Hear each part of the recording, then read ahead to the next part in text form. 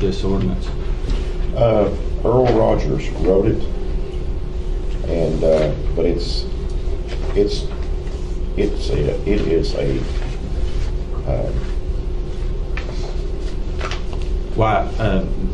Why did he write it? because I asked him to. You retained counsel outside of Morgan County Fiscal Court. Did I? No.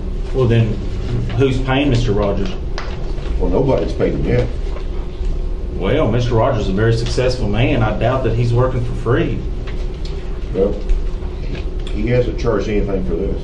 Why did you feel the need to get an attorney without approval by the fiscal court to do work for Morgan County? Well, this isn't just this one time.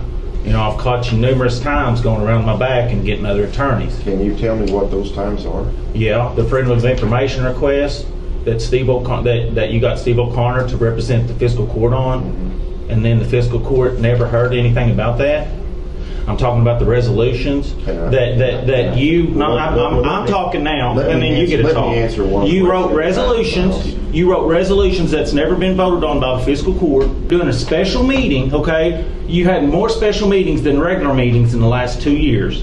Now you're doing a special. Well, why do we need a special meeting? Why can't this be handled at our regular meeting in a couple of weeks? And why is the first time that the county attorney of Morgan County is looking at an ordinance is the day that you're reading it for the first time? And why does Morgan County have another attorney that's doing county attorney work that the fiscal court don't know anything about? Is it because you want to be the one that appoints all these people for 4 years? I could keep going, because we know that almost every board that you appoint people on is made up of you, it's made up of your daughter, it's made up of your son-in-law, it's made up of Lindsay, it's made up of people that you handpick without any talk to the fiscal court about. This line of questioning is way out of line. Look, first of all, I have the obligation to protect Morgan County's interests. You don't have an obligation to ask me. I have an obligation to protect Morgan County's interests. You don't have an obligation to ask me. You've been out for John Will Stacy since day one. No, you ain't running over me. You're not going to gaslight me. I was here before you. I'll be here after you.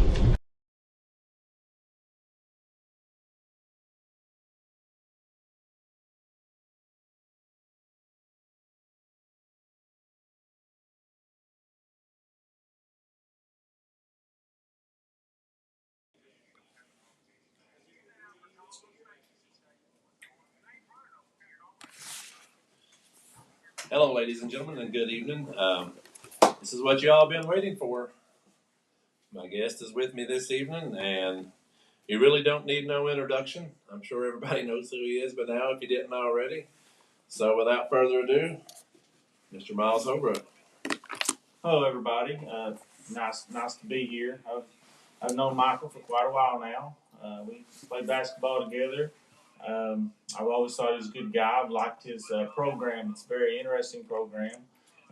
It's a needed program. You know, local issues don't really get a lot of traction in the Lexington or Louisville papers or TVs and stuff. So, it's always good that you can pick up a phone or you can, watch YouTube or on your computer or whatever and kind of figure out what's going on around here. And so, Michael, I'd like to thank you, for that, and I'd like to thank you for bringing me on here. Yeah, man, it's a privilege. I mean, it tickles me to death to get to do this. I mean, of course, we do another show too, but I started doing this one to make it more local, so it makes it a little bit easier to get some of the local stuff up, and I'm sure by now that this past week has probably been pretty busy for you, getting some phone calls and some messages and different things. And when I contacted you and asked if you wanted to come on, you were all about it, interested. And basically, I'll tell everybody the way. Well, as you see, the phone number is now up. So, we got a live phone number. If you want to call in, you can ask him some questions. That way, if you want to ask questions in the comments, we'll try to get to them as quickly as we can. If you got a speeding ticket today, don't call him and ask him those type of questions. I mean, what time do you come in Monday morning?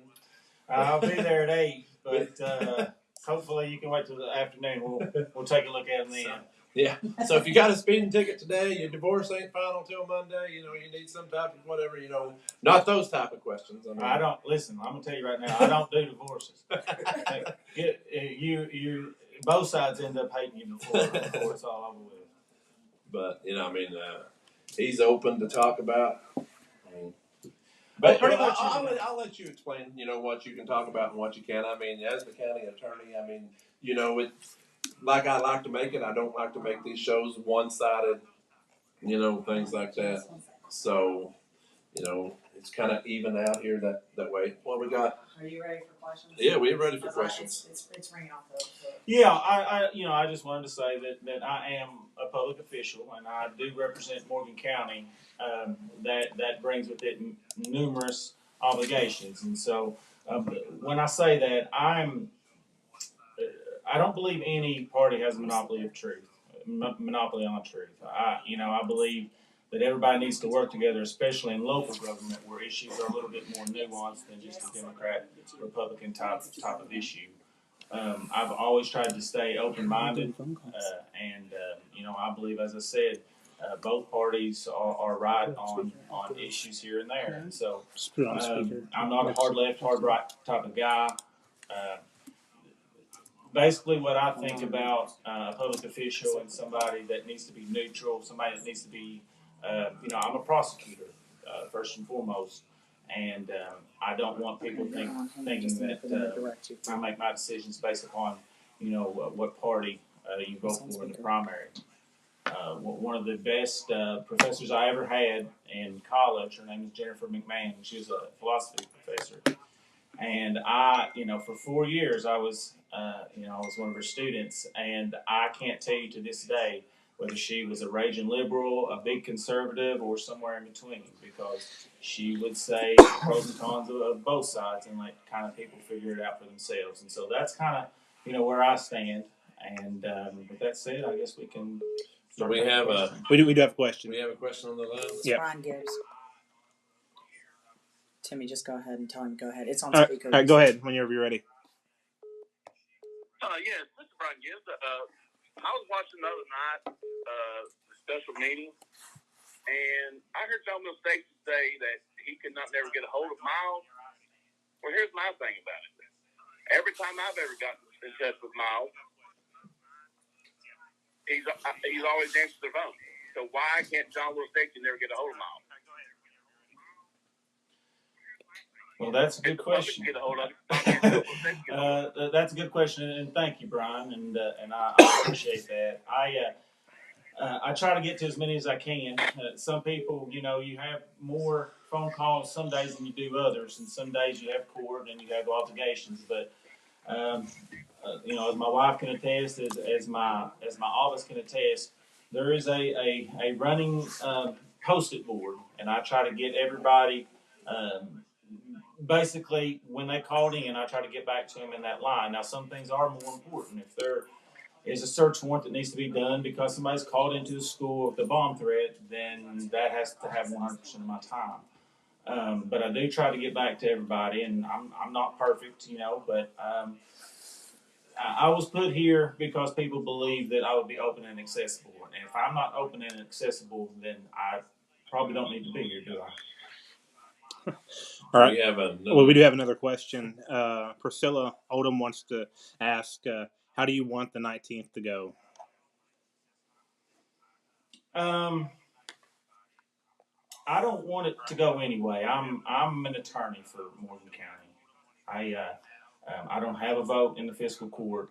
I just want everybody to be informed. I want everybody to understand the pros and cons of creating an industrial board, and what that does for the county. I've tried to do some research since then. I have had court all week, so it's, I'm a little bit behind, but by Monday I will be caught up. But, there's a lot of power that goes into the boards, and it creates, a funnel for a lot of money to come through. That money can be good money. As I said the other day in the meeting, this could be a very good thing for Morgan County, and I don't want to say that I'm in its way. I would just like everybody to know a little bit more about it than to just charge ahead and kind of chicken with its head cut off. Okay, I think we got another caller. Yeah, we got a caller. All right, go ahead with your question. Okay. Go ahead. Go ahead, Scott. Yeah. Okay. Myles, Yes. I think he's still talking. No, he's good. You're that's the recording. He's listening to you. Oh, well, the recording. Okay. Yeah. Myles, question. So on December 6th, it was disclosed that property that was supposed to be turned over to the county was never turned over to the county legally, but yet all that work was done on the property and paid for by the county. What happens now about that? Well, that's a very good question. As an attorney, a lot of these things that where we're going to be trying to get property that is county property back into the fiscal court's hands, that's something that needs to be really talked about in executive session. A lot of this stuff, how can I say, it's went on way too long. Real properties was just meant to last for so long, and it was supposed to be dissolved. It never was dissolved. There is a lawsuit. I know everybody knows about that that watched the fiscal court meeting the other night. That lawsuit will probably that will have a lot to do with the transfer. You have two types of transfers. You have the transfer of the property and the transfer of the liability. No, I'm asking about the property that was supposed to be turned over to the county that John Will owned and was never turned over, but yet all that work was paid for and done on that property by the county. That's what I'm talking about. What happens to all the money that was spent on a piece of property that we, as a county, don't even own? I am unaware of. See, I'm not a money guy. That's what people have got to understand. As an attorney, I have tried to make a wall in between me and the money issue. If there was $1 or there was $500,000, that's not something that I'm really privy to. I'm the person that is in on the legal issues that helps do the contracts and kind of stuff like that. So, if there was money, it is a serious allegation that it's going to be found out. But I'm not making any allegation at this time because I do not know anything about the money, and that's pretty much that's what I wanted to happen. Okay, thank you. No problem. Thank you for your question. Let's see. We had a comment back here a minute ago. Chad Lykin says, "How is the issue with the industrial park going?" And I think that was some of the stuff that you were talking about in the meeting the other day. We have our regular fiscal court meeting is set for Monday at 11 a.m. We get an agenda, business day before. We're supposed to get it 3 days before, but usually get it about one business day before. I didn't get one this morning, which would usually mean that the meeting for Monday is off, but that's not my call.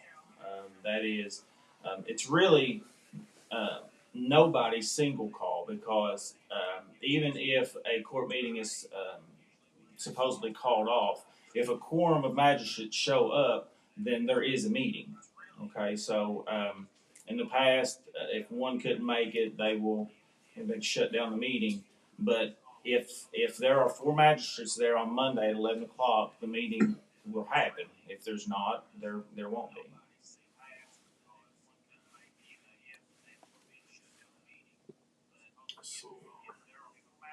What other questions we got going, Tim? I'll check YouTube real quick. See if anyone has any question on YouTube yet. I don't know if there's any question on YouTube yet.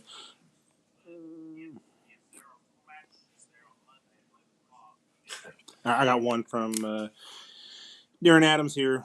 Was it not illegal for the judge to go behind the fiscal court back to hire another lawyer? This is tough for me. I am the county attorney, so this directly involves me. It also involves me because I am representing the fiscal court, representing Morgan County. to the best of my knowledge, in order to hire an attorney, you would have to have fiscal court approval. That is hiring an additional person. Okay, so I can't see a way around that. I was told that it's not really hiring if you don't pay them. I don't. As an attorney, that's a little bit.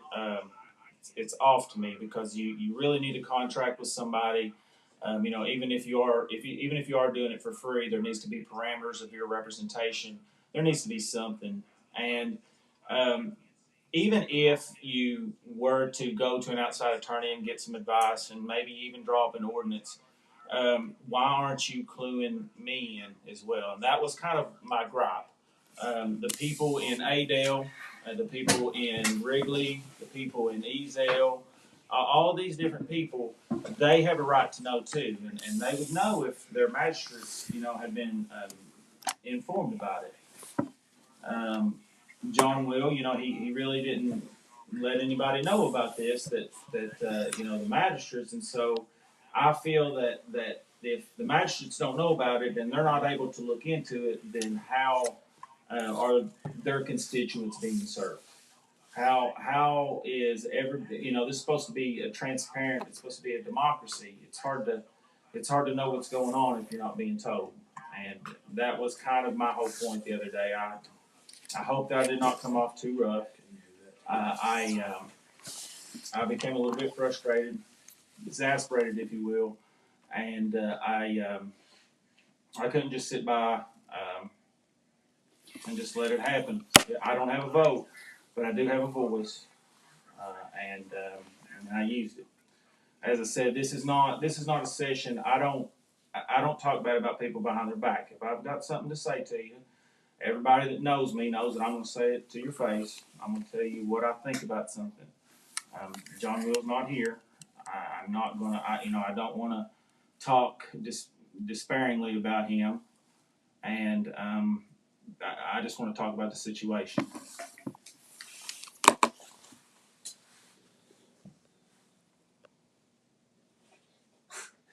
There's so many questions coming in. We're just bouncing around trying to get to all of them here at one time. I'm gonna go back to what you were saying, Michael. So it looks like Jennifer Carroll says that she believes it's an unwritten partnership between Stacy and Mr. Rogers. Yeah, I don't know what it is. That's my own. That's my problem. I don't know what it is. Magistrates don't know what it is. Fiscal court needs to be transparent. The fiscal court is a court of record. If it wasn't recorded, it really didn't happen. And in order to vote on these things, people have to know about it. There is a lot of government that goes on that's not recorded. But in order to arrive at the vote, everybody needs to know. And that's the importance of your magistrates. In a 6-person vote, which is the fiscal court, it's 5 magistrates and 1 judge executive. Every time that you get another vote, you get more power. So if nobody is standing up and asking, then nobody knows anything. If you get 1 vote, then 1 person starts to ask questions, and they can make a motion. If you get 2 votes, then you can have a motion, you can have a second. And what that does is create a vote. And a lot of times, if you've got a TV and everybody's watching and you've got a vote, everybody will do the right thing. And that's why I love having the television back, and I love it being able to be an equalizer, to everything. If you get 3 votes, you stop things that shouldn't happen, and the magical 4th vote is you get to pretty much do the right thing. You get to stand up, and if you think it's a good idea, you can pass stuff and go from there. The problem that I've seen is just that it goes one way all the time, and there's very little talk. There's very little, engagement with the deliberative process, and I think it's a problem. I think there needs to be more questions. Now we got a comment. Go ahead with your question. Hello, Michael? Yeah. Hey, this is Bazzy doing. I do have a question, a pretty interesting question for me. is I'm used to being in the military, and I'm used to a chain of command and things like that. And I understand, there's people you go through and this and that in the military, but in the democracy of the government, it's more of a, work together type thing. But my question is this: on these special call meetings, if I showed up, with a special call meeting all the time to a major, man, I'd be reprimanded over and over. I mean, is there not a stipulation on the number of special call meetings that you can have? And if you're going to have these fiscal court meetings, why have them if they're not, I'm sure there's designated time. But if everything's a special call meeting, is there not some kind of recourse? Is there some kind of limitation on, say, hey, 10 a year or something like that? I mean, I'm just curious about that because, I'm a business owner here in town and everything. I know nothing about this industrial thing. Know nothing about it.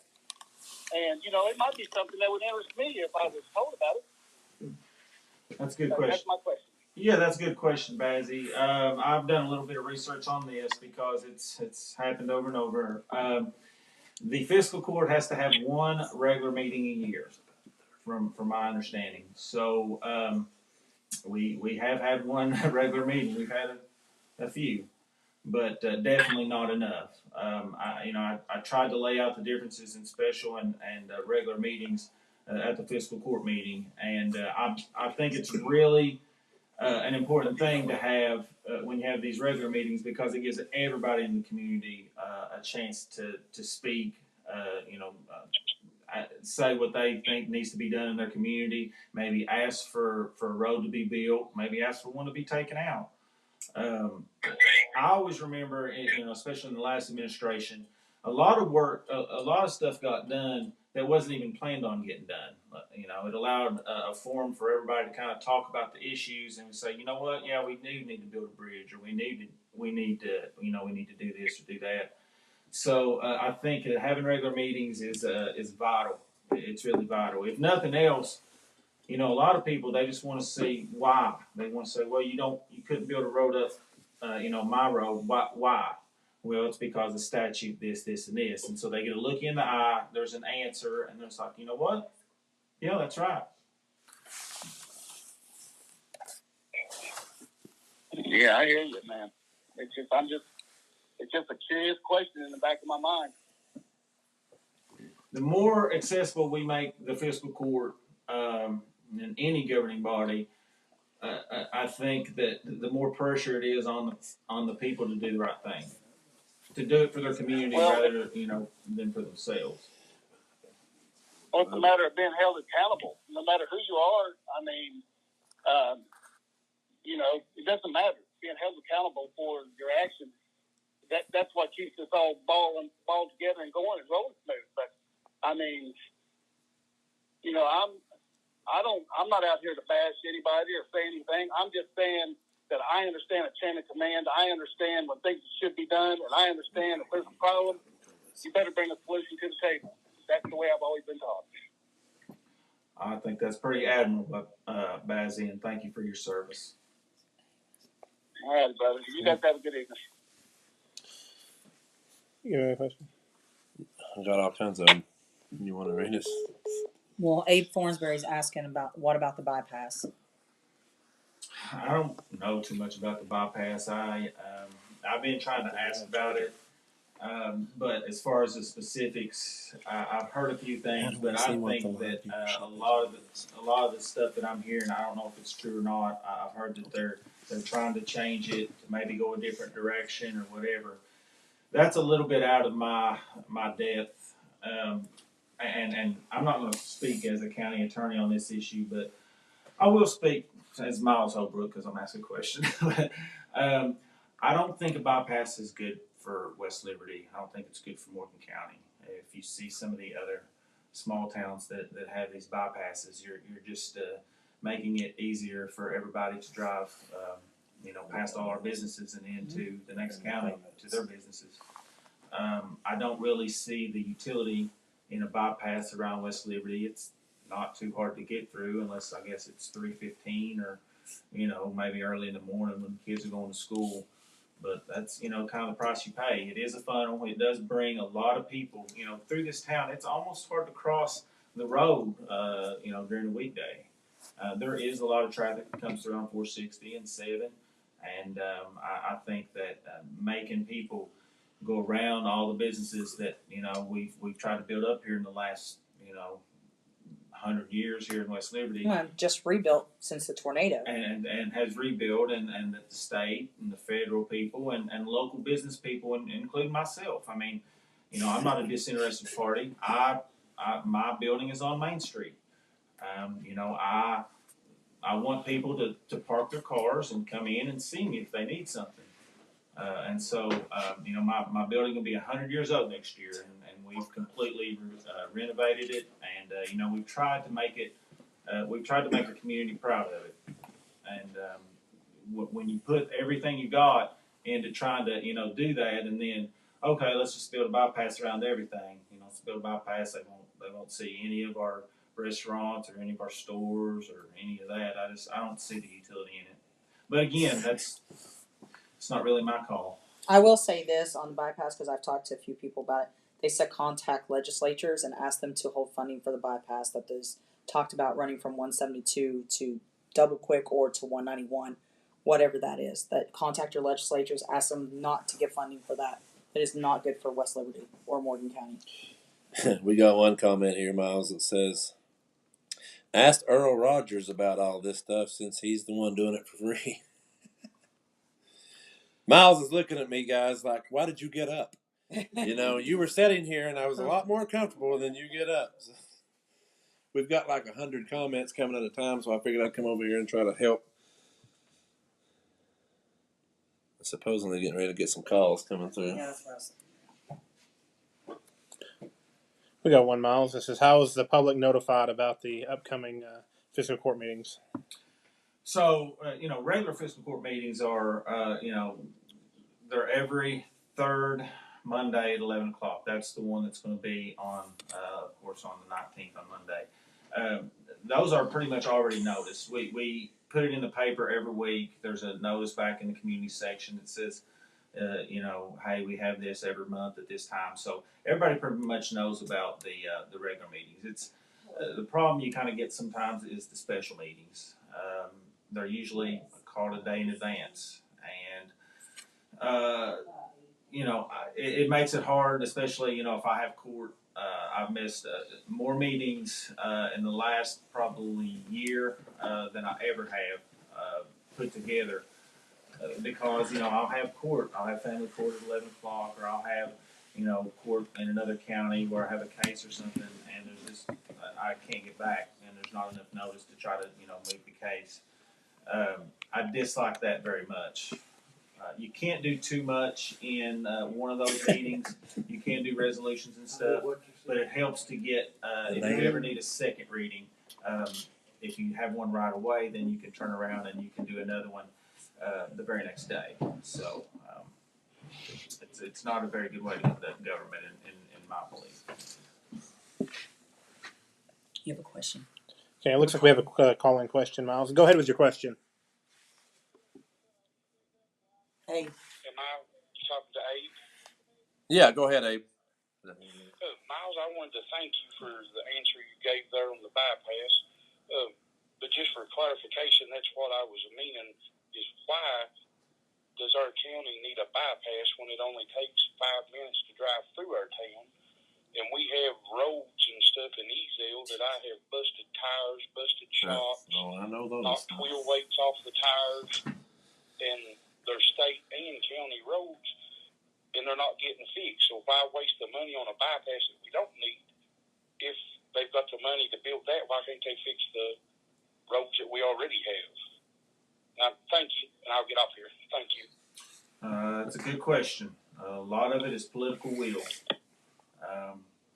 People have power. They just, you have to band together and get noticed. You have to call your magistrates, or if it's a state road, you got to call, your state reps, state senators, and you got to stay on them.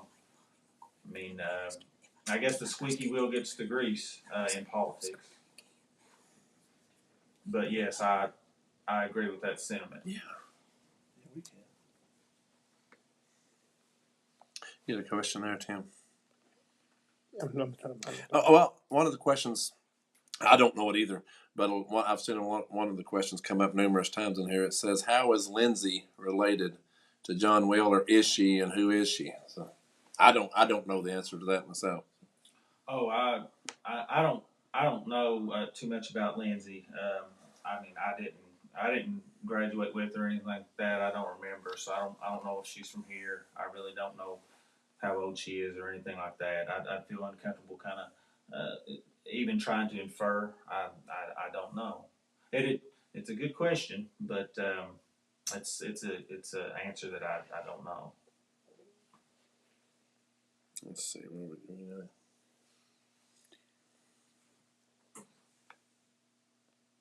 Read it.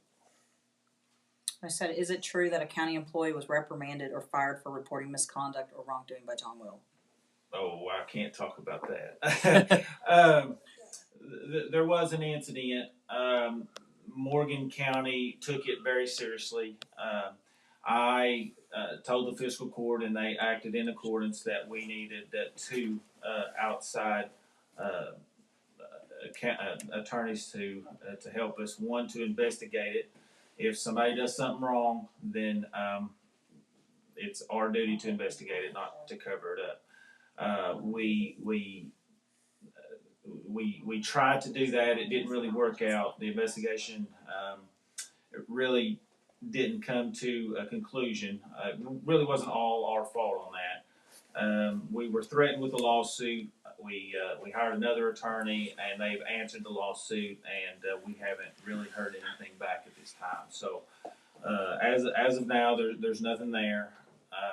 But I am watching that closely, and we do get updates from time to time from council.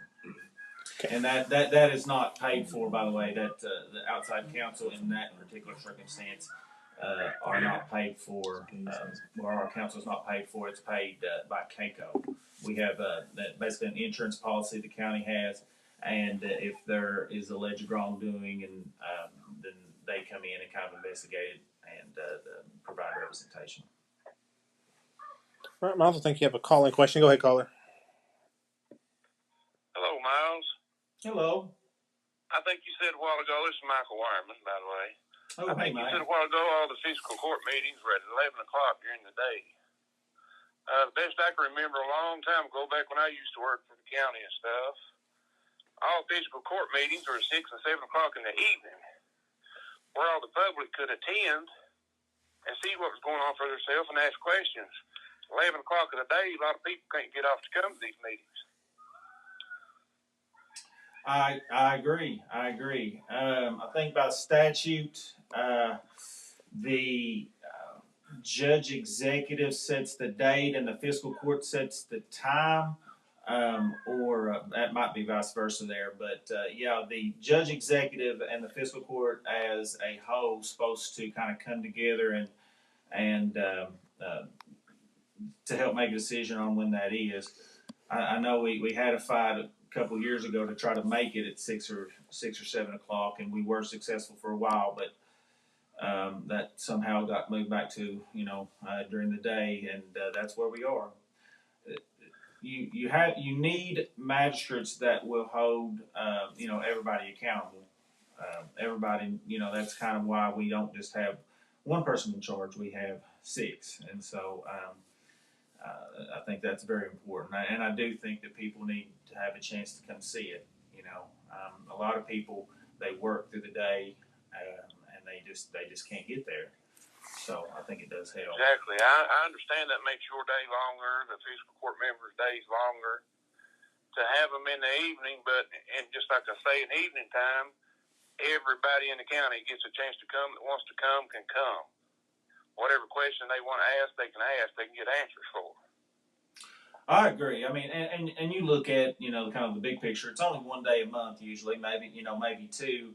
And if you have to stay late, maybe you come in a couple hours later that day. I mean, you can adjust your schedule. We're here to try to serve the public, and serving the public.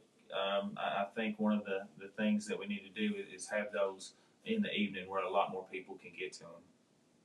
I think that would be a lot better than more of the people in the county would have an idea of what's going on in their own county and not being blindsided like they was the other day. That's all I have. Thanks. Hey, Michael. Yeah. This is Michael.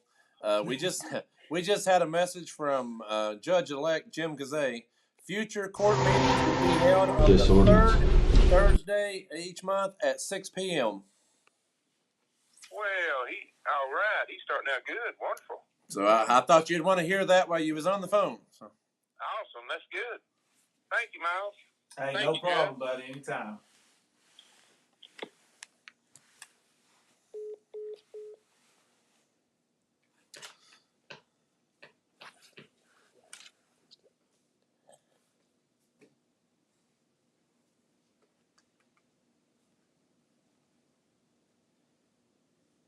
Yeah, that's Jim just put that in there.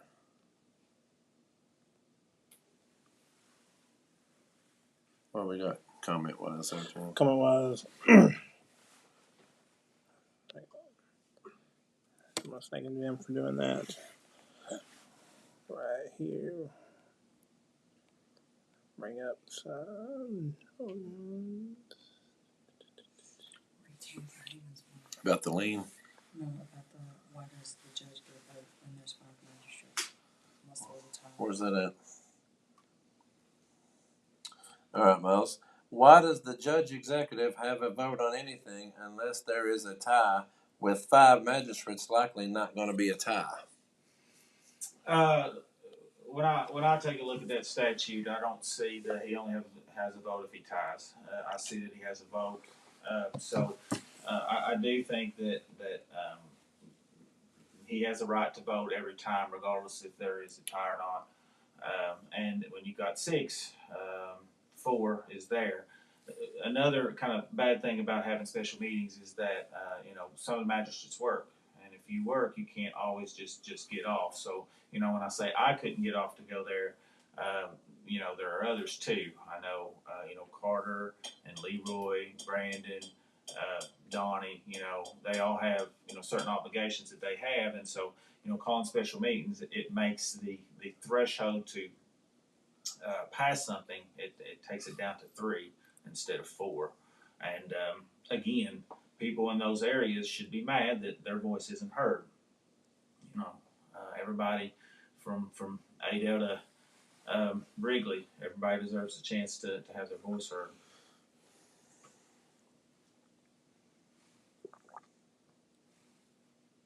Why would some magistrates know about issues and others don't? Again, breakdown in the chain of command. They're talking about when you ask the magistrates if they knew about the industrial board, and there was one that said, I think maybe Donnie said that he had heard about it, but Patrick said no, and Carter said no. It's a good question. It's a very good question. I do not have the answer to it.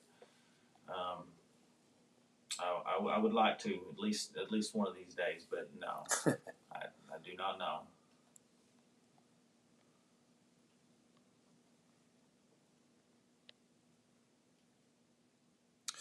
Tim, you want to read that about Jim, the bypass? Yeah. Is that what you saw? Jim Gazay said he attended a transportation meeting a few weeks ago. He said the bypass is on their schedule but unfunded. Himself and Mayor Walter spoke against the bypass, and he will continue to fight against it.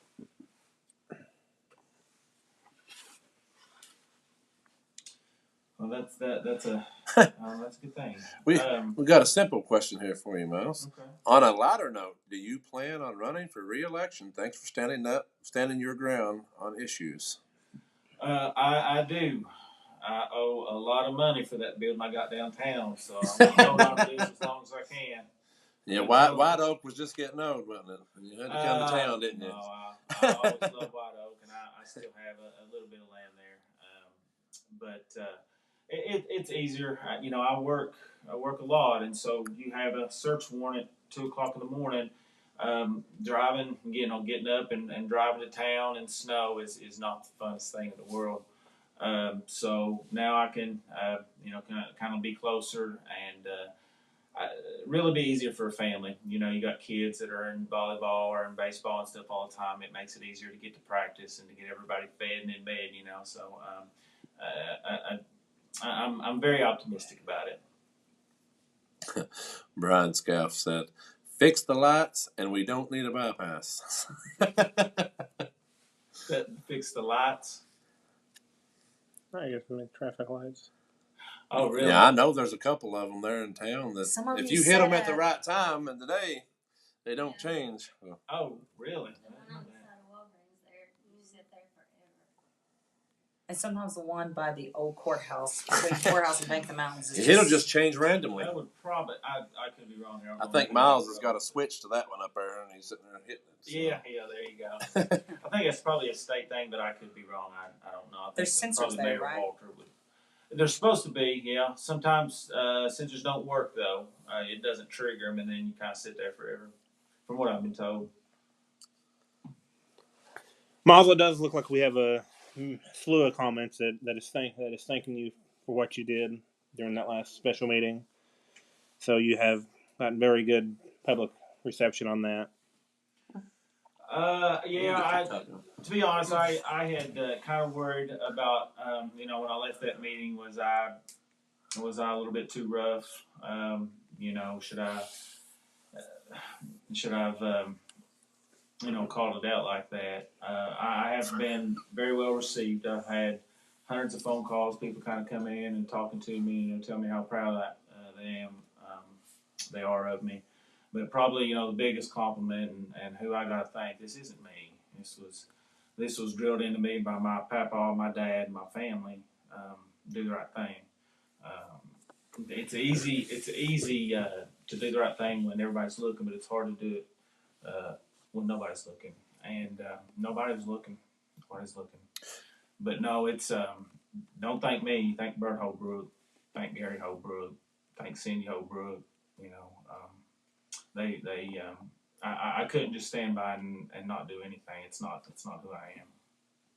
Is it illegal for the magistrates to not be informed? Well, I'll put it this way. I think it's unethical for a magistrate to vote affirmative to change policy or to change something if they don't know what they're voting on. I think that magistrates have an obligation to understand what they're voting on, whether it's a budget proposal or whether it's a road intake or whether it's to hire a particular position. You have to know what you're talking about. It's not your money.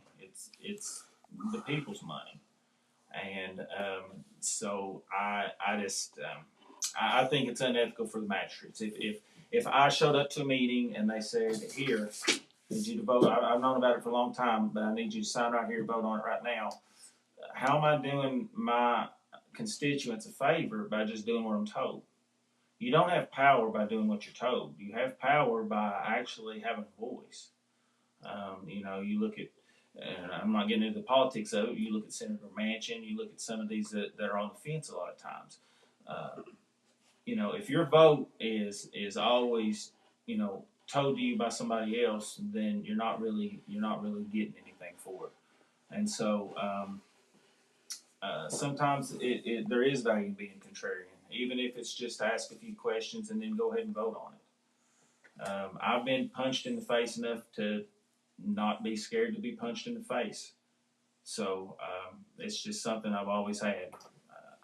I'm not scared of confrontation. I would rather joke and I would rather be, funny and, deal with things another way. But I'm not going to be bullied. I'm not going to be run over. It's just not in me. That's kind of my spiel on that. As I said, I'm an optimistic guy. I'm hopeful. I think that the next 4 years are going to be the best 4 years in Morgan County government's history. I have a lot of hope in the incoming magistrates. I have a lot of hope in Mr. Jim, and I think that things are going to get a lot better. I almost know there's going to be more transparency, and that's good. It's all right to make a bad decision, but everybody should know the reasons you made that bad decision. It shouldn't just be show up, meeting's done in 15 minutes, everybody votes the same way. Let's get out of here. where's my check? It's that ain't the way government works. That's the way it shouldn't work. Let's see here.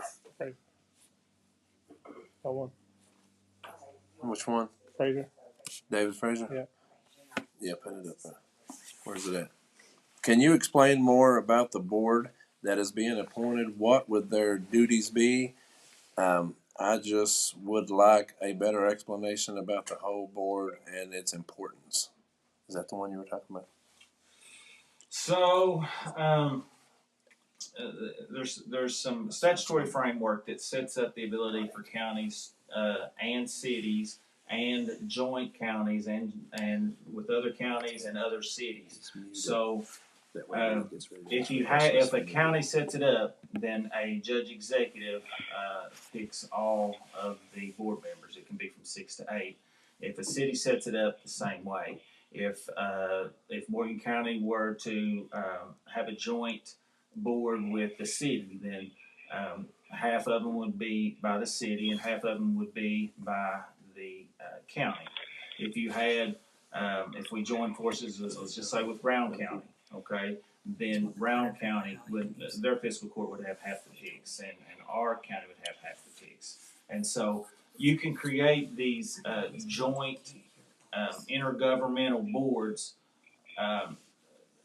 but when you create them, you're appointed by the leader of that particular entity, or you split. And then once the board is created, there's almost unfettered control by the board.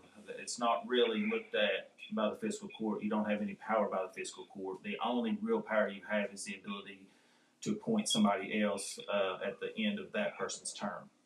But that person cannot be removed unless they have been convicted of a felony or there's some other really hard thing to do. Hey, Myles, go ahead and unmute that. Hey, guys, for the guys asking people asking the questions in the comments here about the magistrates, we've got one of our county magistrates on right now, Mr. Donnie Keaton. Go ahead, Donnie. Hey, when I was asked about if I knew anything about it, I was in there probably 3 weeks ago, and what he done, he just told me that the General Assembly had passed $100 million for a lot of the counties, and he said that we need to do but we had to have a board to access the money. So that was all I knew about it. But as going about the ordinance or anything like that, no, I didn't know about it. He was just telling me about General Assembly passing for the $100 million. So that was all I knew about it. And but when I was asked, I wasn't going to lie about it. I did know about the Assembly of passing it. And I thank you. Thank you, Donnie. Thank you, Donnie. I appreciate that. That's kind of what I'm talking about. There just needs to be more back and forth between the magistrates and the judge executive. When the fiscal court meeting starts, 6 people are in control. There's not like one person in charge of everything. It's only when the fiscal court meetings are not in session that judge executive becomes more important. So. I think that in order to have these votes, the judge executive and that office, we need to get this stuff out to people. You can't. It's not a good thing when you show up, to vote on a budget, or you show up to vote on an ordinance, or you show up not an ordinance so much a resolution, but you show up to vote on these things and you haven't ever seen them before, and they're 20 pages long. How are you supposed to read 20 pages in 5 minutes, ask enough questions, do some research, call some buddies maybe in some other county, hey, have you all done this? How are you all doing it? There's just no ability for a back and forth. It's, do this right now. It's good for Morgan County. Okay, well, my dad said you can trust people, but always cut the cards. So I think that there needs to be more heads up, especially on these huge things like starting a board and creating its own taxing situation. If you start one of these boards, then they get the tax money for that, basically, at least while it's started. Now, the whole point is to try to attract jobs, and so you do have an increase in in the income tax and kind of stuff like that, occupational tax, to be more precise. But you do create a lot of power in these boards, and these boards not only have a lot of power to acquire land and kind of change the landscape of the county, but they hire people, and they hire who they want to. I think we need to kind of take a better look at it, and not you can't you start one of these things. It's really really really difficult to undo. I've got a comment here from Snapchat, an anonymous person. Uh-oh. When did the state put the $100 million in this fund? John Will said he had been thinking about this since July. Did the state not set the money aside for that until later than that? And also, how did the blacktop at the Wellness Center happen without the magistrates' vote? And how did it get paid for without their vote? Yeah. I don't know the answer to that question. I don't know the answer to that question. The property currently right now was in real properties, and so you'd think that the authority would come through there. Hopefully they would have presented that to the fiscal court as well. I don't know. I think John Will and one of the meetings in the last couple of months ago said there hadn't been a meeting of the real properties board since spring of 2021. So I know there wasn't a fiscal court vote on it. I don't know. I haven't seen a contract. I haven't seen the authority where that came from. And so I'm just as blind as the people sitting out there. Which one are you talking about? You should always tell your doctor and your lawyer the truth, people. Let me tell you, you're just hurting yourself. If we don't know what's going on, we can't help you. And About that's the accountant? what I'm trying to do. Is that what you're at, the one?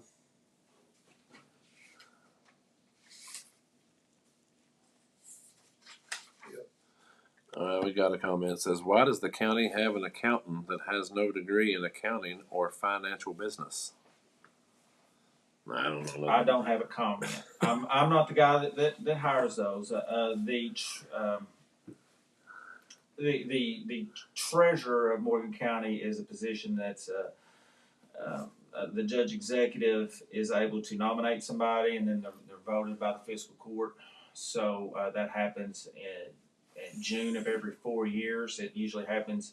Well, it always happens 6 months after the new magistrates come in and the new administration comes in. And so I stay out of personnel matters for good reason. I do not know. And to be honest, I don't know everybody's qualifications. I'm not the HR of Morgan County. I have enough to do, being Morgan County attorney, so I can't really do everything. We got one here. Is the magistrates going to vote with John Will to appoint the board members? That's the question you're all probably wanting to know. There is a meeting scheduled for Monday. I do not know the answer to that. I have not been. I've been contacted by a couple magistrates, and I know will vote no. I do not know the outcome. That's at 11 o'clock, also, right? Yes, ma'am. Call your magistrates. Everybody needs to call magistrates. Contact them. Let them know how you feel. Yes, that's definite. We got any phones going over here? Nope.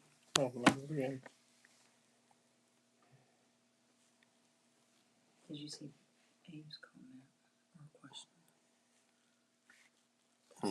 Did you see this one from Abe? Would the board not make the magistrates that we vote in of no use? Would the board not make the magistrates that we voted in of no use? So, listen, I'm not going to say that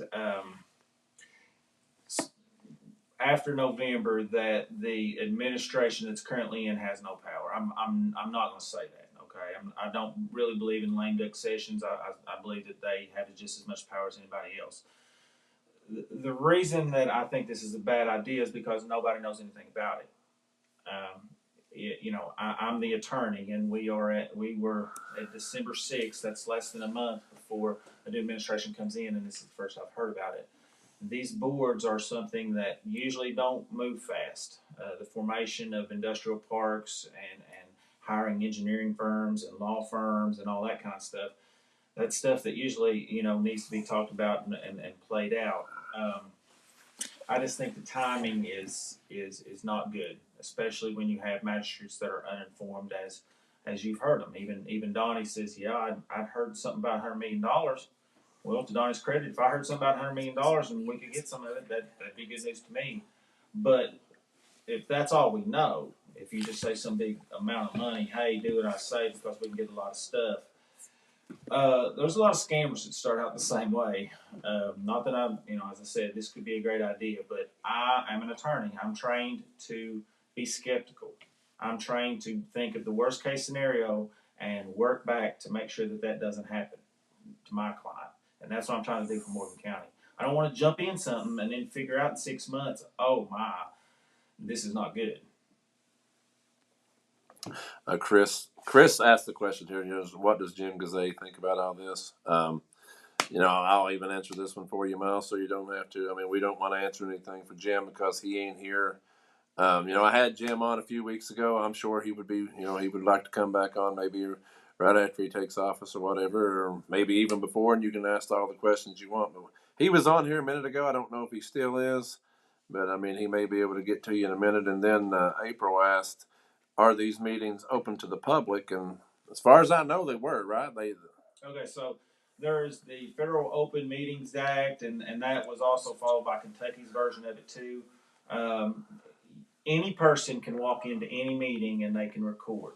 They don't have to give their name. They don't have to do anything like that. They just can't interrupt the proceeding. We want government that you don't have to be a bigwig to come participate. We want a meeting that everybody can pull out a camera and film. We're not trying to hide anything, and so that is law. That is both federal law and state law. So I just encourage everybody to show up and participate.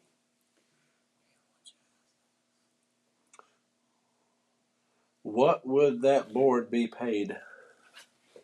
From my understanding, the board isn't paid. They get paid, or they get maybe benefits and, of course, expenses.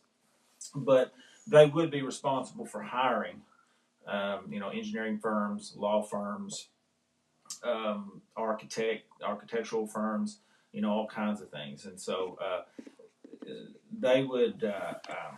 they'd be starting out with basically Morgan County seed money in that process. And then over time, depending on how successful the situation was, it would determine those different firms, their ability to get paid and how much.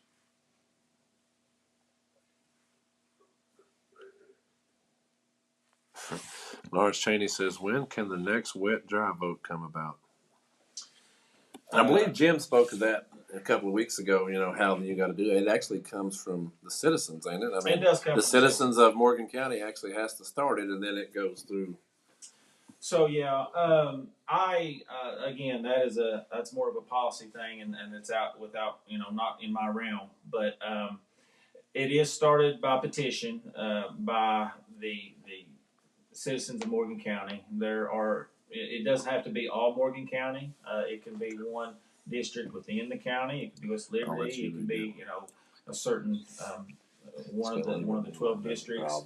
So if you get enough petitions, I can't remember 15% or 10%, something like that, of the eligible voters in that district, sign something, then you can get it put on the ballot and voted on. And that's been done a few times, really before my time. But I have helped a few people when they ask, questions about it, or they ask Randy Williams questions about it. All those questions kind of tend to funnel me, and so I'm usually the one that have to answer them. We got a question coming in here for you, Myles. Another anonymous. So the industrial park in Rowan County that John Wills started, is that an example of this? And is that why Rowan County won't put business in there? They don't want to share their profits with us and other counties involved. I do not know. That's a question over my head. I didn't even know that existed. I just started playing golf and it went to Eagle Trace. I'm like, oh, well, that's pretty cool. But I do not know. I don't know. I don't want to talk about. So you're saying that if we get an industrial park, it's not going to be named Myles Holbrook Industrial Park? Well, that'd be nice, but no, it will not be named Myles Holbrook Industrial Park. I don't know enough about that particular project to say anything about it.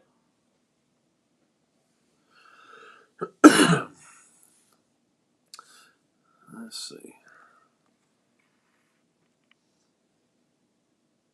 Is there anything that would require public notification anytime that Morgan County transfers property to or from anyone? So there is a recording of these things. When you record deeds, that's usually printed in the paper. You know, you record them at Randy Williams' office, it's printed in the paper and all that kind of stuff. So there is notice of something like that. But you know, there's always there can always be deals done where you have a vote and then it's like we'll take in the interest, but then not, you know, nothing might ever happen. Those are a little bit more. They're harder to find, I guess. They should be in the record somewhere. All resolutions, all type of deals should be in the record. So I guess the answer, yes, if you look hard enough, you should be able to find it. I will say that our record system, it's kind of tough. It does need to be revamped and kind of digitized and all that kind of stuff. But, you know, Morgan County needs money from the state to do that. So it's not really all our fault on that situation. And I have worked with the magistrates to talk with LexisNexis and try to get the board, all the board minutes to be put in a searchable database. I can't tell you how hard it is when the question is, did a road get taken in and when? And did it ever get taken out? Well, currently, I mean, you got to kind of look through every, you know, court meeting for the last 30, 40 years. You got to kind of guess when it came in. You got to kind of go and, you know, look through every one of them. And that's just not a very, that's a horrible system. So I would like that to be put on a searchable database. That would cost some money for the county, but I think that it would help the community in knowing where to find stuff. If you had a road, you could go to when it was put in and when it was lengthened and what is it supposed to be and all that kind of stuff. And so I think that'd be a good thing. I have a question here.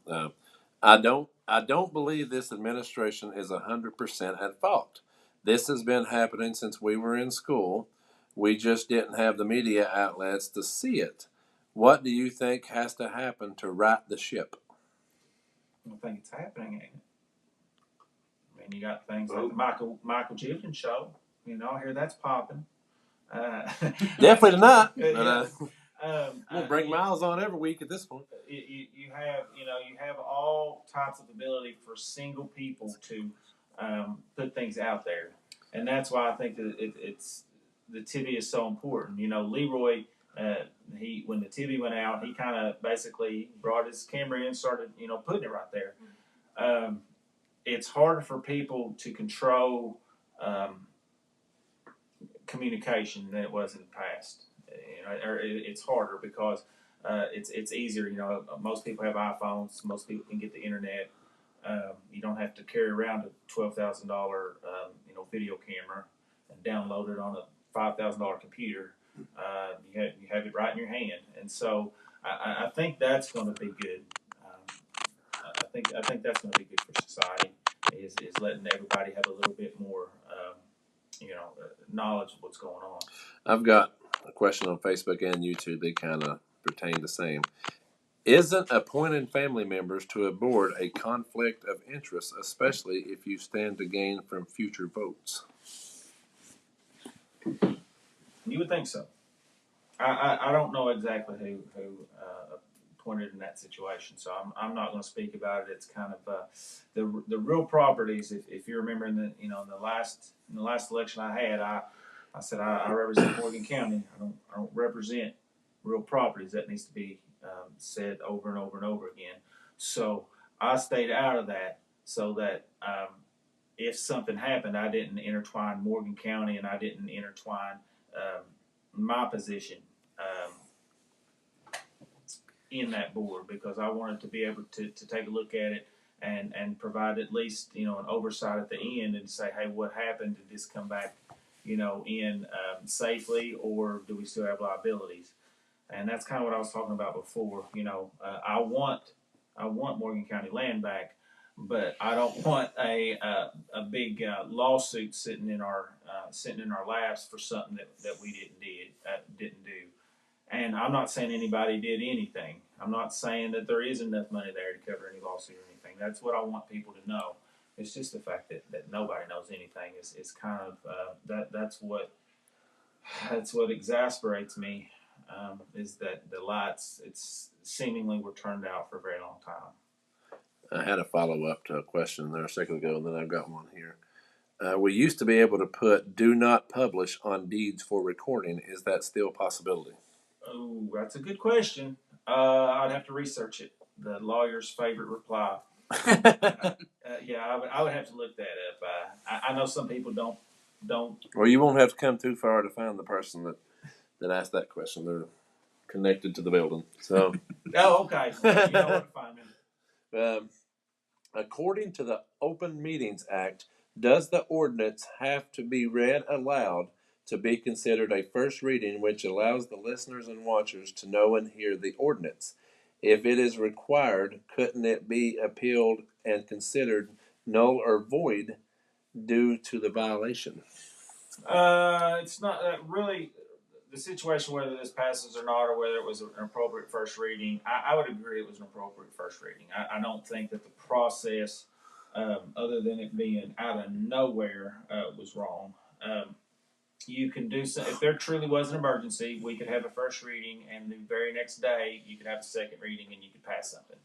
If there needed, if we need to buy a helicopter to help stranded people in, Easy or something, we could probably do that. But it has to be on. It can't be on the same day. You can have the first reading and then have the second reading later that day. So it does have to be a different day. But that's basically everything you have to do. I would disagree that this was an emergency type situation. Emergency meetings are supposed to be rare. They're supposed to be for things that cannot wait.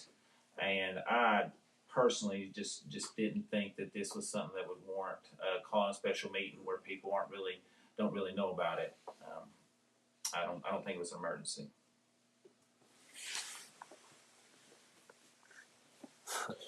Well, in John Will's case, he couldn't wait because he's leaving office. Well, in that instance, then you should have been telling us in July. If you knew in July, then we should have known by August, at the very latest. Everybody gets busy, but we have, as I said, Carter and Daryl and Brandon, everybody, Leroy, everybody has the right to be told what's going on, and that right flows through them. That's their constituents' rights. And when you say I'm not telling this particular magistrate, that particular magistrate, then you're basically saying I don't care about the people that they represent, and that is very scary. And to be honest with you, if I was a magistrate and somebody didn't tell me about something that I needed to know about something that I would have a vote on, I would probably be dead set against doing it, just for spite. If you're not going to tell me what's going on, then I'm not going to vote for it just because you told me to. I've said numerous times in numerous speeches before, I don't do things because people tell me to. This doesn't happen. As I said, I've been punched in the face enough to not care about being punched in the face, and for me, it's a lot easier to sleep when I go ahead and get it off my chest and tell somebody. But I won't talk about people behind their back. I don't think that that's a classy thing to do, and I don't think it's fair, to them. Got a lot of people asking about this. I don't know if you can answer it or not. But will Earl Rogers' payment for the work being done be public record? If he's paid, then yes, it'll be public record.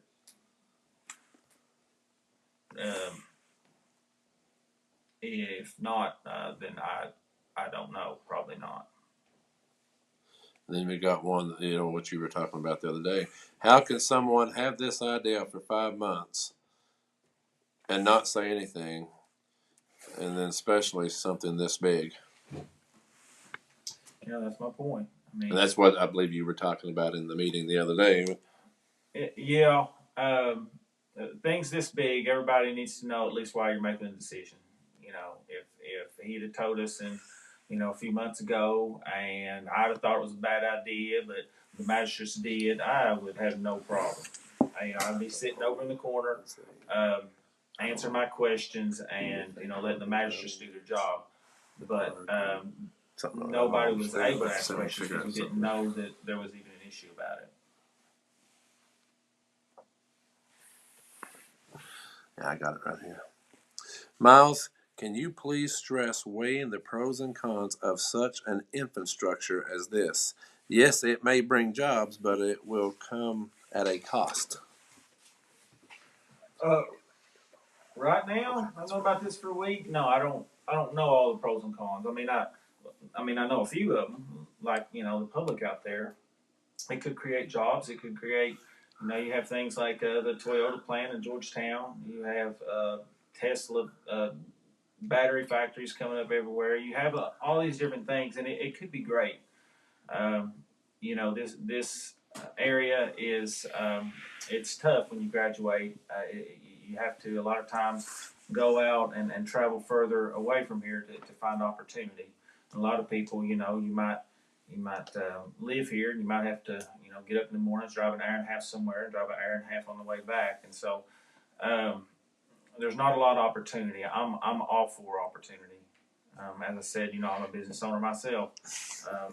I want this area to grow. I want West Liberty to be back to what it was, 50 years ago. If you take pictures, if you look at those pictures, that they have all the time, West Liberty back in the 50s and 60s and 70s, man, it was booming time.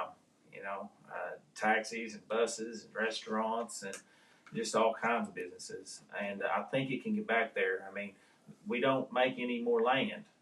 And so, what we have is what we have here, and there's good people here in Morgan County, and it's a great place to raise a family. And I think a lot more people are going to start to see that. And coming from, I write a lot of deeds. It's part of what I do, and we're getting a lot more people that really aren't from this area moving into this area and buying places, and they're doing it because they say they like our lifestyle better than the lifestyle that they were coming from. So that's very encouraging. It increases the tax base, and a lot of these people that move here, they're moving here. They already have a job. It's usually on the internet, or they're starting something up, and so it's a good thing. It's a good thing. I think it'll provide a lot of opportunity for people around here. On YouTube, what does Myles think about the comments being turned off on the special meeting video on YouTube? And will our tax money go to this lawyer being paid? Will he be getting paid? Well, that would be up to the board. That was the answer to that last question. The other question is, you said something about some comments being turned off. I don't really watch that kind of stuff. I didn't know that, by the way. That's kind of interesting. But truth be told, I can't stand to watch myself on TV. I hear my voice, and I'm like, man, you look like an idiot. Like I don't watch myself again. So everybody's like, man, that was great. I watched it 3 or 4 times. I can't watch it. It's just. Yeah, he was trying to strangle me when I went to get up a minute ago because he's like, "You need to sit up." Let's see.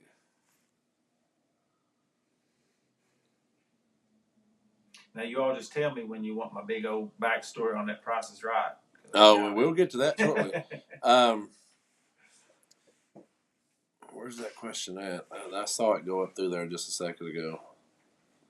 And Mark Johnson was talking about, the county funds was not used to build the property, the soccer fields behind of the wellness center down there. They actually flipped the bill. We talked about that the other night. Woodman did that, I think. Yeah, they got a donation through. Yeah, I've talked with Mark, and, Right there it and is. he really is. He's an asset to our community. He has been trying for a while to get the soccer field and to try to get it fixed up there by the wellness center. It looks good. I went back there a couple months ago. It looks really good. He'd got put off a bunch, and kind of by the fiscal court, and he did what all he was asked. He was asked to get this from the Department of Engineers and like 3 or 4 different agencies. He did compile all those things. John Will asked me to write a letter of whether he had everything. I did write that letter and presented it to the fiscal court. It kind of sat there for a while, but Mark is he comes back over and over, and he kind of stays involved, and that's exactly what you need. You can't just kind of take no for an answer. You got to keep doing it, and there are things that's voted on by the fiscal court that hasn't been done. There was the batting cages were supposed to be put, and the golf simulator, and they were supposed to have the inflatables and stuff like that, and it's just there's no real direction from the fiscal court. You'll have a vote, and the vote's discarded, and you're back to square one. We've got a question here, back to the industrial park. Is there any businesses or factories currently expressing interest to come in here? That's a very good question. I do not have the answer for it because I just found out about this last week. The magistrates probably know about it. Nobody knows about it. There's probably only one or two people that would know the answer to that question. I don't think they're here tonight.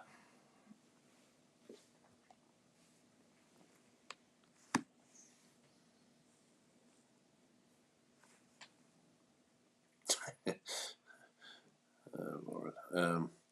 Abe says we're too far away from the interstate. Any large business to be interested in our town. The interstate is why Moorhead has so much. A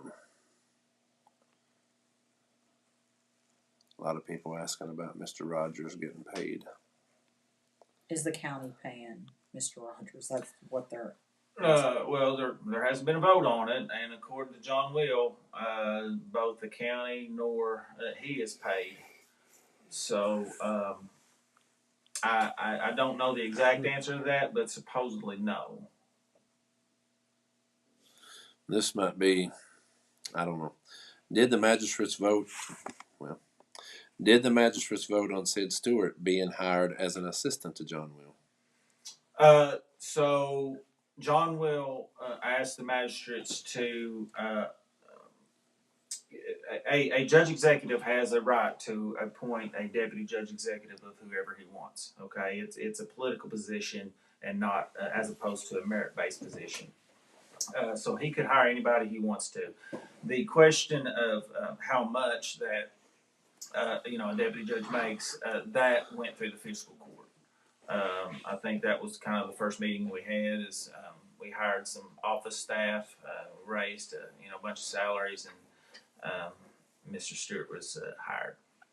Tony Gillum says, get John Will on here and ask him some questions. Tony, I opened her up to the public tonight. I said the door is going to be wide open. Anybody can attend. I did that. Tonight I did, was going to give it to Myles because he asked, to come on. I said he would be willing to, but, we are open. If John Will would like to come on and talk, we're be more than happy to bring him on. What did you have? What was the one you wanted? How did we end up not paying? How did we end up not paying? How did we end up not paying for a contractor for the wellness center, hence the lawsuit? Now, I don't know. The Real Properties Board should have had this conversation a long time ago. From my understanding, there was a subcontractor of a masonry company that they would get paid for. You see in construction, you do 30%, you get paid. You do another 30%, you get paid. It's kind of on these graduated scales. They would get done, and then they wouldn't get paid, and so they would pack up all their stuff and leave. And then, we'd go months, and then they'd finally get a portion. They'd come back, and they'd start again. And so it's something from that. I don't know what the liability is out there. I'm reaching out to Real Properties Board attorney on that and trying to figure out what our liabilities are. If our liabilities are at most, $35,000, then this isn't a big issue. What I worry about is just if there's a much larger liability, more than the 46,000 that they put in the bank the other day, or whatever in the other two authority boards there. I just want to make sure that in the end, Morgan County doesn't find ourselves writing a check for it. I'd rather Real Property settle that, or the other masonry contractor settle that, or if there's a bond up, for that to settle it. I'm just stingy with our money. Jimmy Cantrell put in here, said, do an open records request for agreements and communications between Judge Executive and Attorney Rogers. If denied, follow the process and appeal to the Attorney General. Yeah, I can't comment on stuff like that because, again, it is right now he is our Judge Executive, and I'm trying to help in this smooth transition of power. And so there'll be a time to kind of figure all this stuff out, but now's not the time. Now's the time to kind of figure out what's going on, have a smooth transition, and go from there. But I do appreciate at least the advice there. Trying to see what we got here.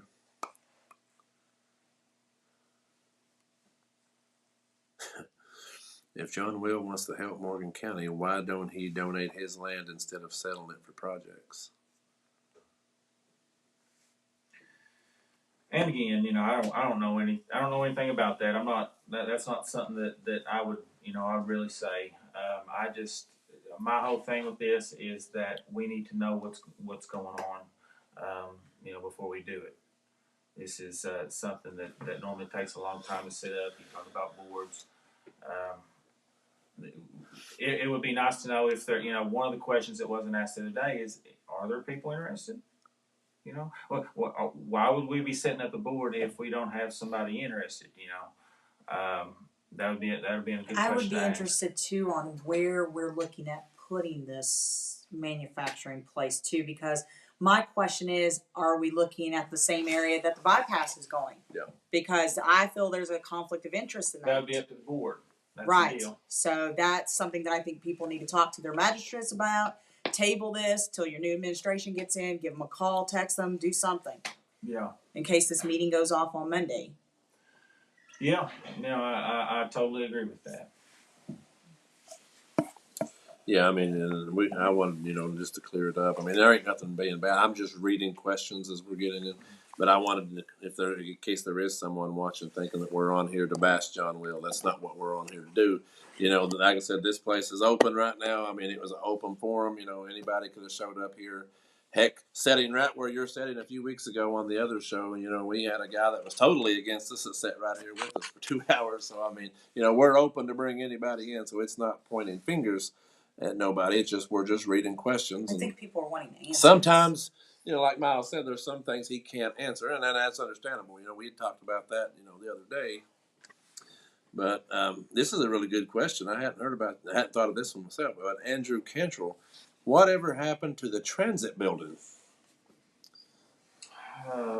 That's a good question. I mean, so when you get federal money and state money for certain things, you can't just get the money and say we want a transit center and then put in a bouncy house or put in something else. You have to use it for that specific purpose of that grant.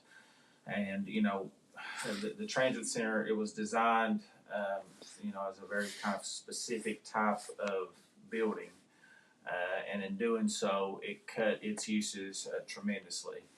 We had for a while, I think, was it Gateway that was doing some transportation through there, which I thought was really, really good program where they had buses and they would take people places for very, very small amounts, and I think that was very good. But kind of when that stopped, there was no legally legitimate use that the county could have used it for.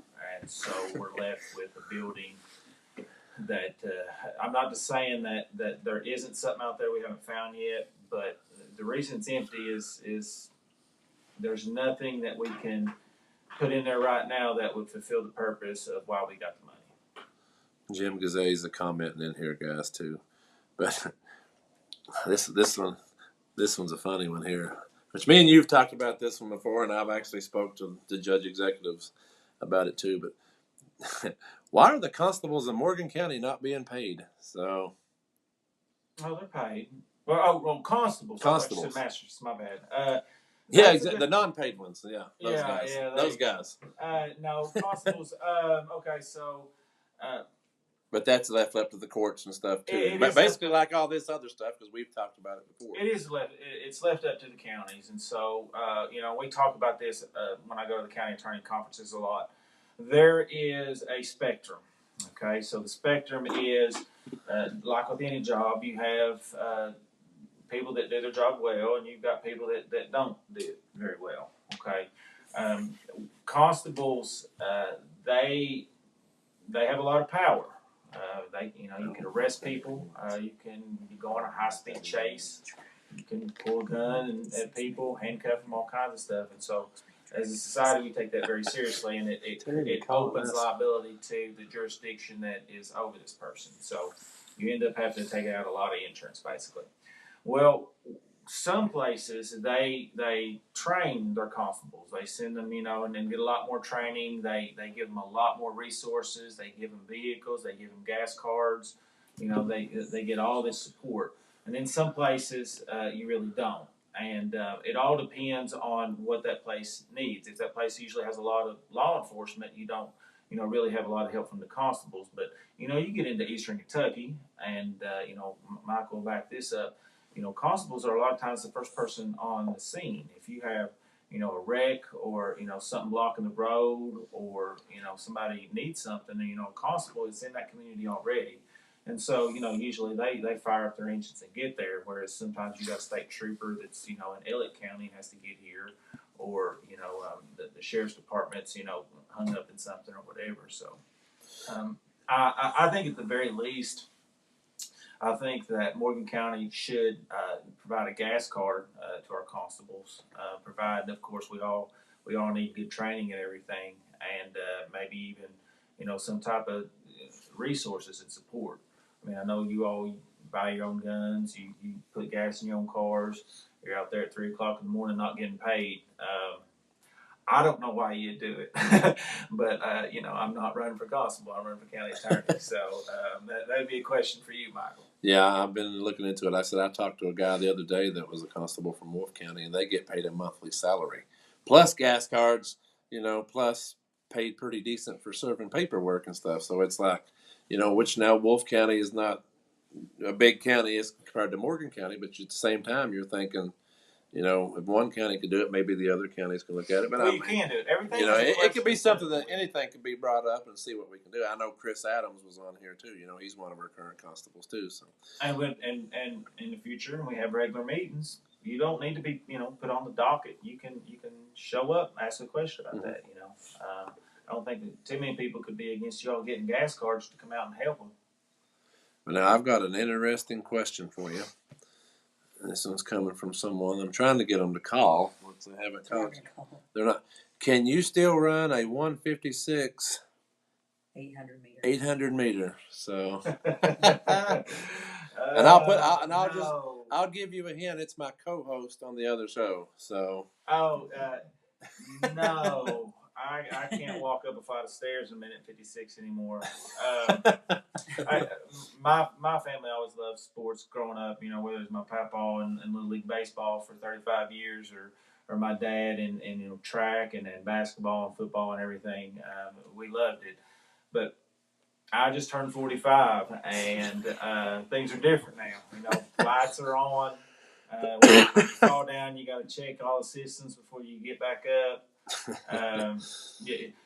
When you wake up in the morning for no reason, certain parts of your body just start aching all of a sudden, and you're like, I didn't do anything. I've got a comment that says, I bet you can't even run to the bathroom anymore.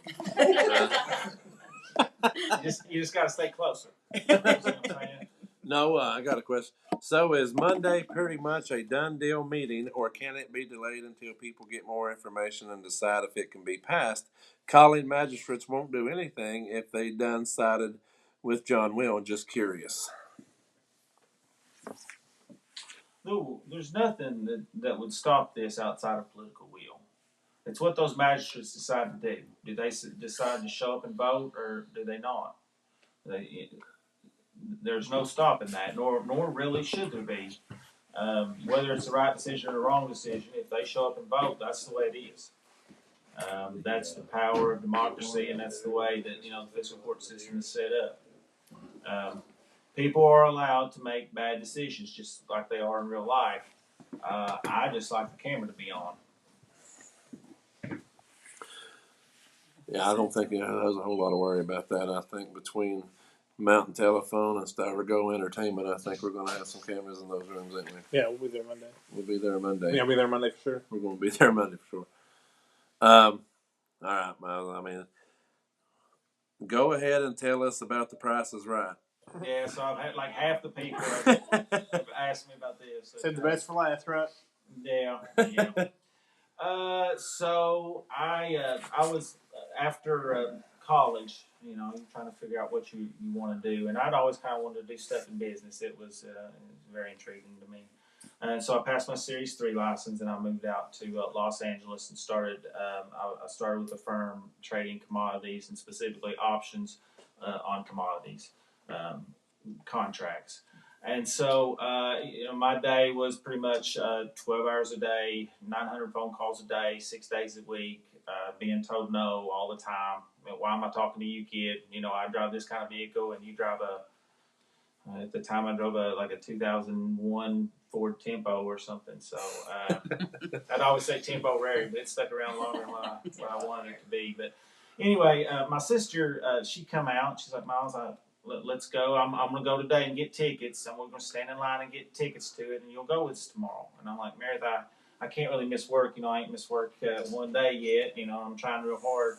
And she goes, oh, they won't know that you missed work to go to a show. And I'm like, oh, okay, well, that's a high probability, that I'm not going to get on a show or anything like that. So I went, and you got to understand, there's a whole lot of people going to these shows, and they take multiple shows a day. Okay, so we had to get there. I remember getting there and standing in line at 3:00 in the morning in Hollywood, and it was like miserable. Okay, and I remember Meredith's like, but we're gonna get on. What if you win a car? And I'm like, well, if I win a car, I don't even think it's gonna be worth it. This is horrible. So we waited in line all day, and I had wore a shirt, Country Boy needing a new toy, and I tried to play up, the character or whatever. And so you go by, and there's 3 people, and you tell them where you're from, what you do, why you're out there or whatever. So my sister had tried to get me disqualified because she says, he doesn't have a Social Security card, he's not an American citizen. And I was like, my own sister just tried to stop me from getting on the show. That's horrible. So when it come time for her to start telling her story, I let her get about halfway through, and I was like, well, I'll get her back. And then I started in on my story. And I kind of made them laugh a little bit. And so I was pretty confident that at least Meredith was going to get on the show. And I knew it for sure because when we went in, they said, everybody, you can sit where you want to. And they pointed at me, and they're like, you're going to sit right here. Oh, okay, that's pretty cool, And I remember when they, I couldn't hear anything. It was just so loud in there. But I seen them hold up a big board that had my name on it, Myles Holbrook, And something that they edited out, which I wish they wouldn't have. But it looks like when I get picked, I just walk up and I shake Bob's hand. That's not what I did, okay? So I was so excited that I basically did the airplane, and I went through the whole studio and high-fived everybody in the whole studio at Price is Right. It took like 5 minutes to get me down there. I was literally going through the aisles, just high-fiving people. People were going crazy. It was nuts. So, then I get up there, and a lot of it is about guessing, okay? And I didn't really know how much these prices were, but I used kind of like a betting strategy where I would give myself the most chance to win. And so that usually meant if somebody bid $200 and that was a high bid, then I would try to bid 201, It kind of made some people mad, but it is what it is. So it started to get towards the end of the show, and I wasn't getting up there, and I was like, man, I don't know. And these people behind me are like, you're getting up there. It's all right. And I'm like, how do you know? I don't know. Okay. But then I got up there. The very next time I got up there, and they say, don't touch Bob whatsoever. By that time, he was kind of very old. When you're up close with people that do these shows, there's like a lot of makeup on, okay? It helps create kind of character in their face and everything. Otherwise, the lights kind of, make it to where you can't see real good. But he was very nice to me that day. Like, I was the only person that he talked to. He stopped the show at one point. They have certain breaks, and he comes out, and he starts talking to me. And he's like, where are you from? I'm from Otto, Kentucky. And he's like, why are you out here? And, of course, when I tell him I'm a commodities broker, he's like, this kid in boots and shorts that says he's a commodities broker. And it's kind of weird, but it's what it is. I was a commodities broker. What are you doing, Bob? I'm trying to get on stage. And so he called me the crowd favorite. And I said, Bob, I just want you to know that I am CEO and president of the Hillbillies for Bob fan club, and I had Hillbillies for Bob, of course, across the back or wherever, and he just dying laughing. And so then I ended up getting up there and play the game, of course, win the car. I won a car. Everybody kind of knows that. One of my proudest achievements, though, is I'm sorry, Brandy. Brandy is my wife, and she's in the audience. But as I tell everyone when I tell this story. So the Barker Beauty was right beside the car when I won, right? So I go over to the car and I start making out with the car, and whatever. And then I look up, and I'm like, I don't know what do I do next. I'm like jumping up and down, and then I shot my shot. I walked over to her and I said, "Honey Pot, why don't you give a hillbilly a kiss on the cheek?" And she did, and I have it on camera, so nobody can never take it away from me. So I got the car, I got the kiss. Okay, it's hard to do. Then I come back, of course, and you do this spin on the wheel. And, the first spin I didn't go around too much and it hit on the dollar. And the second spin went around a whole lot, even though I didn't push it. So there's something variable in there. But, I got real lucky, hit the dollar, and that put me in the final showcase. They had the $5,000 thing there, so I knew how much that was. They had a big screen TV, which I kind of knew how much that was. But how I messed up, okay, is the van. There was a van. And what you got to understand is as a contestant, you don't get to see the actual van, okay? You see a little black and white TV that's like this big. And so I didn't really see any windows on the van in the back or whatever. And I just thought it was one of these little box fans, and it wasn't very much.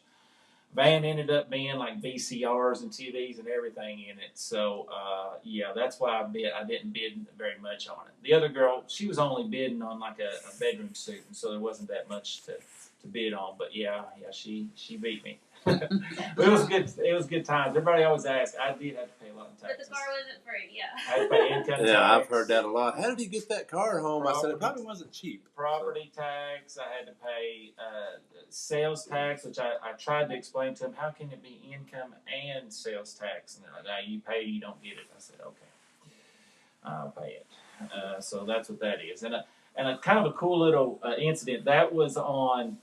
That aired, I filmed it like 3 or 4 months in advance, okay? But that aired on the Friday of Sweeps Week on 2001. And so basically they keep the best show and they put it in Sweeps Week. So I thought that was a pretty cool honor. But the other cool thing was I was on another game show on the very exact same day that aired nationally, and it was called Street Smarts. And I had filmed that about a month and a half before, and they put that on the Friday of Sweeps Week as well. So in one day, I was a contestant on 2 different nationally televised TV shows. I bet it all at the end on the other one and did not win, though. So didn't come home with anything, but we had fun. I remember the other contestant, she spoke Russian, and she was like, she said something in Russian to the host. And I was quick thinking. I remember I was like, Frank, I talk hillbilly. Well, you say, wild man. We got a pretty good laugh out of there. Told him a story or two about Eastern Kentucky, but didn't fare too well on that one. Well, the great thing about it is you went from 2 nationally televised programs in the same day to now being on the Michael Jividen Show. So now I've got the Michael Jividen Show on my resume. So you got that on your resume now. If we knew that, we would have set up some games for you tonight. We don't have a car for you, but. Well, I just seen. I think CNN and Fox News has already asked me to come on, talk about it. So I'm going to be making the rounds. Good Morning America. It should be a good. Well, see, the good thing is they saw you on my show, so maybe they'll call and ask permission. Can we use your guest? But let's see. Richard D. Haven here says, this industrial park needs to be looked at and discussed in more lengthy time frame. Let the next administration handle it, and this way there's no family or friendship person who may be put on the industrial board. And last, let our county attorney do the paperwork. Don't need other lawyers from other counties doing our work for us. I agree with that. I'm not opposed to somebody else writing something, but I definitely want to read it. I definitely want to know why every word is where it's at. I want to see other places that have similar things, what they have, what they don't have. Being a lawyer, the words mean everything. Where they're at in the sentence, where the period's at, where the comma's at.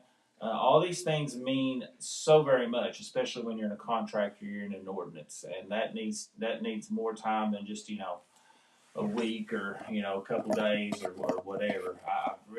It always helps. The more the less excuse you have later that people didn't know.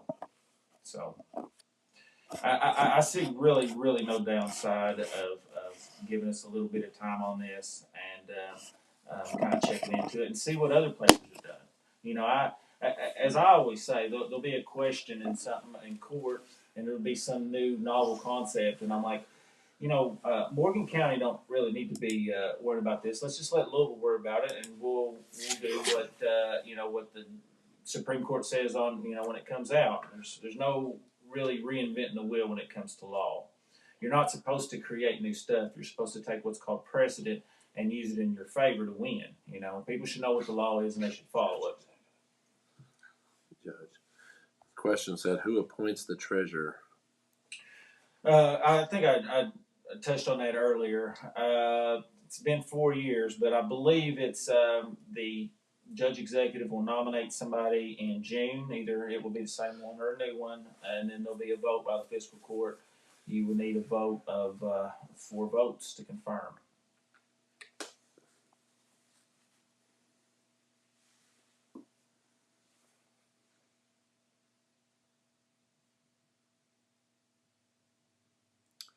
I now work in the courts and also associated with our Economic Development Board.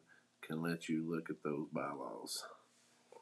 You got anything anywhere else? Tim, what we got anything on YouTube? That's it. We're done on YouTube, same ones. Miles, you got anything you just want to talk about? What are you? Yeah, something very quick. I guess this is just for me. When I was out in California, kind of talking about the whole Price is Right deal and all that kind of stuff.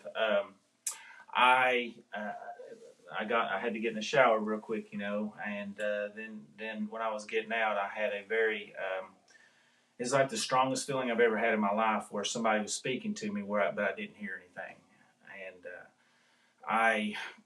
and it was telling me to do something I've never done before. Okay, so I'm the kind of guy, I got my stuff right there. I get out and I'll put it on in a very specific order. Do the same thing every time. Brush my teeth the same way every time. It is what it is. I had a feeling it said you need to shake your pants. Shake your pants. And I'm a very rational, logical person, so I'm like, I don't know why I'm having this very, very strong feeling right now, and that seems dumb, so I'm not going to do it. No, you're going to do it. You're going to shake. You need to shake your pants. Shake your pants now. That's when you put them on. And I'm like, okay, this is weird. And I shook my pants. And the only scorpion I saw while I lived in California come out of my pants, and it was a big one. So I got my shoe real quick and I squashed it. I took a picture on, the old flip phones you had or whatever, and I sent it to my mom and my sister. I'm like, you're not gonna believe like this. Like I had chills, on my arms and stuff. And so, I'm a religious person. I believe in Jesus Christ as my Savior, and there are miracles that happen every day. You just got to be looking for them. I would just say to keep your mind and your heart open to Jesus. We David Frazier said, "Will the Michael Jiventon show be live at the meeting on Monday at 11 a.m.?" What do you think about it behind the scenes? We'll try to go live. Try to go live. Yeah, if I can. Oh well, I'll definitely be there. But I mean, yeah. Well, yeah. Oh yeah. We'll try to go live. We'll try to go live. If we get good internet, we'll be live. Yeah. Yeah, we'll definitely go live if we can. The more iPhones, the more video, the better. Okay, that's what I like to hear. That's what I've been wanting for so long. I mean, we kind of dwindled. You look at it out at the fiscal court meeting. You have the guy there that hopefully he's there that that does the camera, and then you might have sometimes the sheriff will be there, and you might have like Miranda, but you're not seeing anybody there. And trust me, there are issues every day that need to be answered, and that usually, as I said, it funnels to the county attorney, whether it's a question of the road department, or it's a question the water department, or it's a question for the fiscal court or the county clerk or the circuit clerk. It's hey Myles, and then I got to figure it out. So I look forward to a lot more everybody working together kind of in the future than this where everybody keeps stuff close to their chest.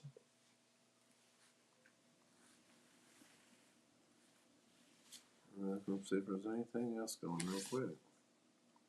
YouTube has nothing.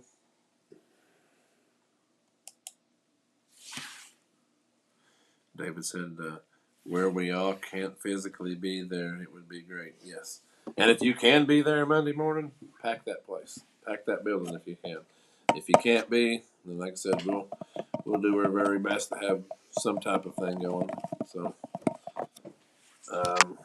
well, thank you again for having me. I really appreciate being able to come on and speak straight to the people that elected me.